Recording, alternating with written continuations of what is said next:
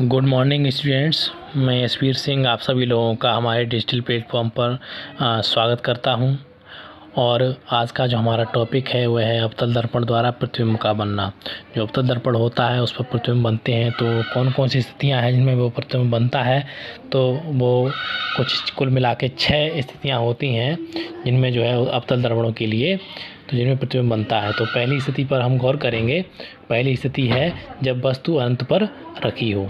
वस्तु यहाँ पर ओ डैश यहाँ पर कोई वस्तु है जो हमारा अवतल दर्पण है, इससे अनंत दूरी पर यहाँ पर रखी हुई है। तो जब ये अनंत दूरी पर रखी हुई है तो क्या होगा कि इसकी एक किरण जो है ऐसी होगी जो वक्रता केंद्र से होकर गुजरती हुई और दर्पण तक पहुंचती है। और दर्पण पर जब पहुंचेगी तो जैसा कि हमने जब कल के टॉपिक में इसके परावर्तन के जो नियम बताए थे, तो उन्हें अगर ध्यान में रखते हुए हम बात करें तो जब कोई किरण जो है वक्रता केंद्र से होकर गुजरती है तो वह परावर्तन के पश्चात उसी मार्ग से वापस लौट जाती है। तो यहाँ से एक किरण आएगी, वक्रता केंद्र से होकर गुजरी और ये उसी मार्ग से वापस लौट गई परावर्तन के पश्चात। दूसरी किरण जो होगी वो क्या होगी, वो फोकस जो आपका है मुख्य फोकस, इससे होकर के गुजरेगी। तो ये भी हमने नियम बताया था कि जब कोई किरण मुख्य फोकस से होकर गुजरती है तो परावर्तन के पश्चात वह मुख्य अक्ष के समांतर चली जाती है, समांतर लौट जाती है। तो यही स्थिति यहाँ पर बन रही है कि एक किरण जो है वो मुख्य जो आपका वक्रता केंद्र है उससे होकर गुजरती थी तो वह उसी मार्ग से वापस लौट गई। दूसरी जो किरण है वो मुख्य फोकस से होकर गुजरी और वह मुख्य अक्ष के समांतर में परावर्तित होकर चली गई। तो अब यहाँ पर जो एक दूसरे जो परावर्तन के पश्चात जो रेखाएं जो किरणें एक दूसरे को प्रतिच्छेदित करती हैं वह बिंदु मुझे मिल गया आई और आई डैश। क्योंकि ओ का जो प्रतिबिंब है वो आई है और ओ डैश का प्रतिबिंब जो है वो आई डैश है। तो ये प्रतिबिंब कैसा बनेगा, उल्टा बनेगा, वास्तविक बनेगा और वस्तु से बहुत छोटा बनेगा। तो ये जो है ओ डैश वस्तु का आई डैश प्रतिबिंब है जो कि वास्तविक है, उल्टा है और वस्तु से बहुत छोटा है। तो ये पहली स्थिति है। दूसरी स्थिति की हम बात करेंगे कि जब वस्तु वक्रता केंद्र तथा अनंत के बीच में हो। तो इस चित्र में हम देख रहे हैं कि यह कोई वस्तु है ओ डैश और जो कि अनंत और वक्रता केंद्र के बीच में रखी हुई है। ये हमारा M1 M2 ये दर्पण है और ये इसका OP ये क्या है, या CP ये हमारा मुख्य अक्ष है, F फोकस है और C वक्रता केंद्र है। एक किरण आएगी जब वस्तु वक्रता केंद्र तथा अनंत के बीच में रखी होगी तो एक किरण जो है वो सीधी आएगी किसके, मुख्य अक्ष के समांतर में, मुख्य अक्ष के समांतर में किरण आएगी। तो आपने नियम देखा होगा कि जब कोई किरण मुख्य अक्ष के समांतर चलती है तो दर्पण में परावर्तन होने के पश्चात वह किधर से होकर गुजरेगी, मुख्य फोकस से होकर के जाएगी परावर्तन के पश्चात। तो ये एक किरण आई मुख्य अक्ष के समांतर में पैरेलल, और ये दर्पण में जब ये टकराकर परावर्तित हुई तो परावर्तन के पश्चात यह मुख्य फोकस से होकर के गुजर गई। तो ये O डैश A और ये F से होकर के निकल गई। दूसरी किरण होगी जो कि इसकी वक्रता केंद्र से होकर के जाएगी। तो दूसरी किरण जो है वक्रता केंद्र से होकर गुजरी और परावर्तन के पश्चात यह उसी मार्ग से वापस लौट गई। तो दोनों परावर्तन किरणों के जो प्रतिच्छेदन बिंदु होंगे ये यहाँ पर, तो इसको हमने मुख्य अक्ष से मिला दिया। तो मुख्य अक्ष से आई और आई डैश इसका जो है प्रतिबिंब है। और यह भी कैसा है, यह जो है दर्पण के फोकस दर्पण का जो फोकस है और वक्रता केंद्र है इसके बीच में होगा। इसके ये जो फोकस है और वक्रता केंद्र है इसके लगभग बीच में होगा। ये यहाँ पर ये बीच में दिख नहीं रहा है, तो ये चूँकि जब आप उससे बनाएंगे स्केल से बनाएंगे तो ये सही बनेगा, तो ये बीच में बनेगा। और ये कैसा होगा, यह बिल्कुल जो है वास्तविक होगा, उल्टा होगा और वस्तु से कैसा होगा, छोटा होगा। तो यह इसकी दूसरी स्थिति हो गई। अब हम तीसरी स्थिति की बात करेंगे। तीसरी स्थिति है कि जब वस्तु वक्रता केंद्र पर हो। वक्रता केंद्र तो चित्र में देख रहे हैं हम, वक्रता केंद्र C पर ये कोई जो है वस्तु रखी हुई है O डैश, और इसका मुख्य अक्ष ये है, मुख्य फोकस यहाँ पर है, और ये दर्पण है, अवतल दर्पण। अब इस स्थिति में जब एक किरण जो है कैसी होगी, वो मुख्य अक्ष के समांतर में जाएगी, ये जा रही है।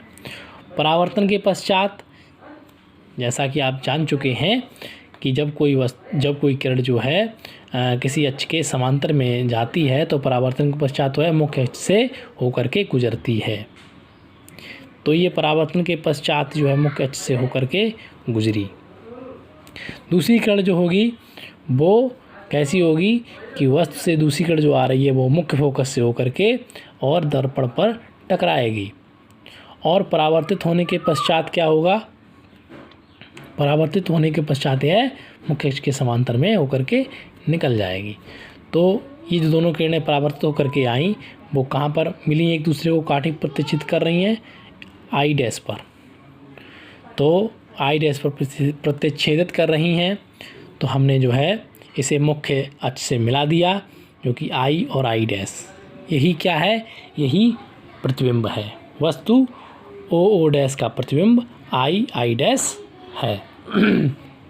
अब ये जो है यह प्रतिबिंब दर्पण के वक्रता केंद्र पर ही बनेगा, और यह वास्तविक होगा, उल्टा व आकार में वस्तु के ठीक बराबर ही होगा।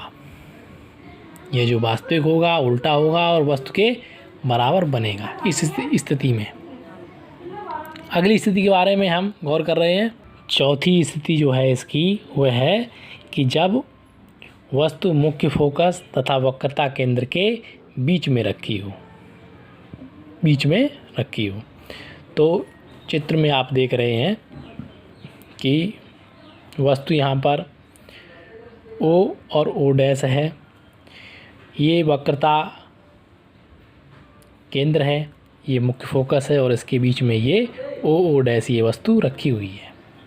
इस स्थिति में क्या होगा कि एक किरण होगी जो कि मुख्य अक्ष के समांतर में जा रही है, और वो परावर्तन के पश्चात मुख्य फोकस से होकर के गुजर जाएगी। दूसरी किरण जो होगी वो वस्तु से मुख्य फोकस से होते हुई दर्पण की ओर जा रही है, और परावर्तन के पश्चात यह मुख्य अक्ष के समांतर में चली जा रही है। ये दोनों जो किरणें हैं यह बिंदु I डैश पर मिलेंगी, ये यहाँ पर I डैश पर मिलेंगी, और I और I डैश जो है ये प्रतिबिंब वस्तु O डैश का प्रतिबिंब होगा। तो ये प्रतिबिंब होगा, और ये कैसा होगा, यह प्रतिबिंब जो है दर्पण के वक्रता केंद्र और अनंत के बीच में स्थित होगा। वक्रता केंद्र और अनंत के बीच में ये स्थित होगा, और यह वास्तविक होगा, यह उल्टा व वस्तु से कैसा होगा, बड़ा होगा। यह वस्तु से बड़ा होगा, प्रतिबिंब इसका वास्तविक होगा और उल्टा होगा। तो यह इसकी चौथी स्थिति है।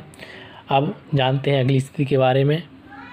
इसकी पांचवी जो स्थिति है वह है कि जब वस्तु मुख्य फोकस पर हो।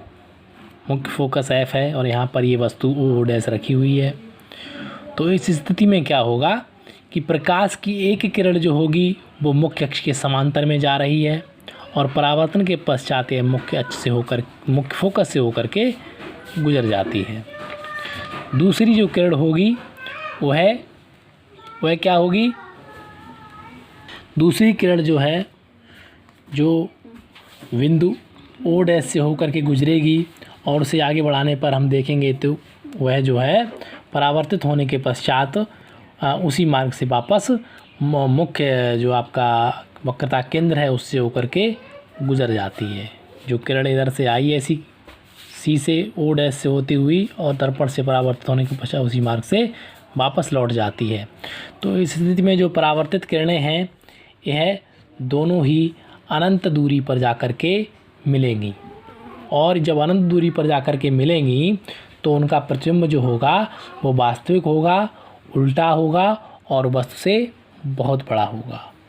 वास्तविक होगा, उल्टा होगा और वस्तु से बहुत बड़ा होगा। यह जो है इसकी 5वीं स्थिति थी। अब हम बात कर रहे हैं स्थिति 6 की। यहाँ पर इसकी 6ठी स्थिति है और यह है कि जब ध्रुव तथा मुख्य फोकस के बीच में हो। वस्तु जो है वो ध्रुव P और मुख्य फोकस F के बीच में रखी हुई वस्तु O डैश है। इस स्थिति में क्या होगा कि जब प्रकाश की एक किरण जो होगी वो मुख्य अक्ष के समांतर में जा कर के और ये अवतल दर्पण से टकराकर परावर्तन के पश्चात मुख्य फोकस से होकर के गुजर जाएगा। दूसरी किरण जो होगी वो यहाँ से इसके मुख्य जो वक्रता केंद्र है यहाँ से आती हुई प्रतीत होगी और यह दर्पण से टकराकर परावर्तन के पश्चात उसी मार्ग से वक्रता केंद्र से होकर के गुजर जाएगी। यहाँ पर इन दोनों किरणों को अगर हम आगे की ओर बढ़ाएं तो ये दोनों किरणें आई डैश जो एक बिंदु है जो दर्पण के पीछे है वहाँ से ये किरणें आती हुई परावर्तित होकर के आती हुई प्रतीत होंगी। तो बिंदु आई डैश यहाँ पर प्रतिच्छेदित होगा, दोनों किरणों का प्रतिच्छेदन बिंदु है और मुख्य अक्ष पर ये बिंदु आई है। तो ये जो आई और आई डैश जो है यही क्या है, वस्तु का प्रतिबिंब है। ये क्या है, वस्तु का प्रतिबिंब है। और ये जो प्रतिबिंब बनेगा यह कैसा होगा, यह प्रतिबिंब जो है आभासी होगा और सीधा होगा।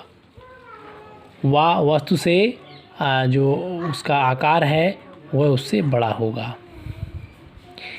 यहाँ पर यह बात ध्यान देने वाली है कि जैसे जैसे वस्तु जो है अनंत से दर्पण के फोकस की ओर जाती है वैसे वैसे उसका प्रतिबिंब जो है फोकस से दूर या अनंत की ओर हटता जाता है। और जब वस्तु फोकस तथा ध्रुव के बीच में होती है तब प्रतिबिंब आभासी होता है और दर्पण के पीछे बनता है। अब ये जो 6 स्थितियाँ आपने देखी इन स्थितियों को समझ लेते हैं। यहाँ पर जो 6 स्थिति बन रही हैं वो इस प्रकार से हैं कि मान के चलिए ये हमारा मुख्य अक्ष है और ये P ध्रुव है, F फोकस है मुख्य फोकस, C वक्रता केंद्र है और ये यहाँ पर अनंत है।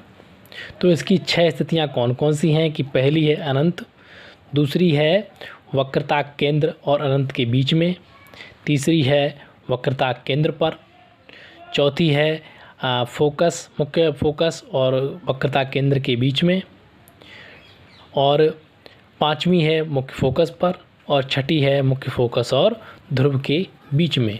तो ये 6 स्थितियाँ जो हैं इन्हीं पर जो है प्रतिबिंब बनता है और 6 स्थिति किस प्रकार से प्रतिबिंब बनता है वो आपको मैंने बता दिया है। पहली स्थिति में वस्तु का जो प्रतिबिंब है वो वस्तु जो है वो मुख्य फोकस के तल में है स्थित होगा। यह वास्तविक और उल्टा परंतु वस्तु से कैसा होगा, छोटा होगा। दूसरी स्थिति में यह जो प्रतिबिंब बनेगा आपका यह जो प्रतिबिंब दर्पण के फोकस F तथा वक्रता केंद्र C के बीच में है और वास्तविक उल्टा वस्तु से छोटा होगा। तीसरी स्थिति में जो प्रतिबिंब बन रहा है वो वास्तविक है, उल्टा है और आकार में वस्तु के बराबर होगा और यह जो आपका वक्रता केंद्र है उसी के तल के नीचे बनेगा। चौथी स्थिति में जो प्रतिबिंब है वो